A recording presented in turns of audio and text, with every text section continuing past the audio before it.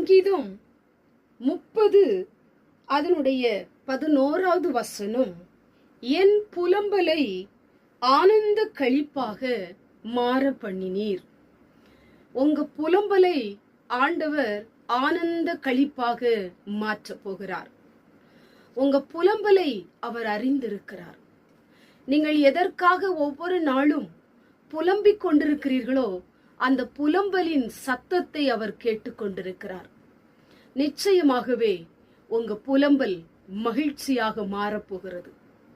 அநேக வேதனையோடு கூட துக்கம் நிறைந்தவர்களாய், கவலை நிறைந்தவர்களாய், மனபாரத்தோடு கூட, ஏன் என்னுடைய வாழ்க்கையிலே இப்படி தடைகளை நான் சந்தித்து கொண்டு வருகிறேன், ஏன் என்னுடைய வாழ்க்கையில இந்த பிரச்சனை, ஏன் என் காரியம் வாய்க்க மாட்டேங்கிறது, ஏன் என்னுடைய வாழ்க்கையிலே தோல்விகள், ஏன் நெருக்கங்கள், இப்படி ஒவ்வொரு நாளும் வார்த்தைகளை சொல்லி சொல்லி நீங்க புலம்பிக்கிட்டு இருக்கலாம்.